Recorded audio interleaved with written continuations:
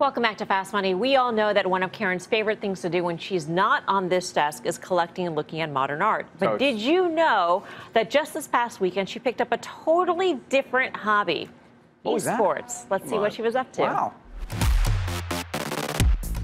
We're here at the Barclays Center in Brooklyn for the ESL One New York tournament, one of the premier Counter-Strike tournaments in the world.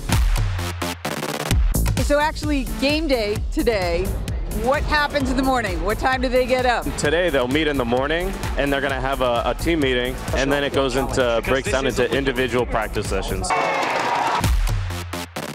So how hard does your team prepare, let's say a month in advance, for a big tournament like this? Our preparation's constant, but I'd say we practice anywhere from 10 to 12 hours a day on an individual and team-based level. This is our life. It's what we love doing, and we put all of ourselves into it.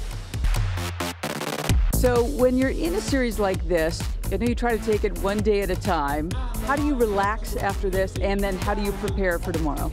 I mean, we're really experienced. We've been doing this for years, some of us, and it's really easy to just go into the next series, and you have to just remember that every series is a new day. It's a different team, different maps, so everything could be different each and every day, so you have to be ready for that mentally. Here to break down the esports hype is someone who's known to many as the Godfather of esports. Craig Levine is a global chief strategy officer for ESL, formerly known as the Electronic Sports League. They're the biggest independent esports company in the world to organize the tournament you just saw. It's so great to have you with us. This is something that we've been talking about for so long. I'm curious because you've been in the business since, what, early 2000s? Yeah, late 90s. Why is it taking off now? Is it that streaming, that the technology, the ability to stream has finally caught up with the actual sport? Yeah, over the last 10 years, the game business has fundamentally changed from an annual box release to now games as a service, microtransactions, ongoing monetization through the engagement and retention of their audience. So publishers are finding that esports is actually a tool to do just that and actually driving their business. Combined with that, the democratization of content, self-publishing, Facebook, Twitter, obviously Twitch and others, and all of a sudden our sport was able to really grow sort of bottom up into where it's come today. So I think those have been some of the key drivers over the last few years, and not to mention sort of 5 years ago when we took the leap and held our first esports event in an arena. The idea of tens of millions of people tuning in live over the internet suddenly became real, and for us it was a real inflection point with what we've seen in the industry. Sponsorships also is sort of a relatively new thing, which has sort of stabilized, I would think, or gave the impression that the sport is here to stay, that these leagues are here to stay, the tournaments are going to grow.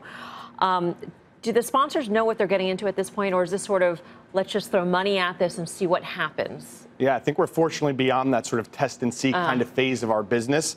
There's great partners that we've had, like companies like Intel for the last 15 years that have been investing into this, obviously very core to what they do. But now we're seeing companies like Mercedes and AT&T and even DHL stepping into this and recognizing there's a changing consumption habit with this whole generation, and this is how they need to be engaging with them to be relevant. So you're an independent production company as opposed to one that's owned by a bigger company. How do you fit into this ecosystem?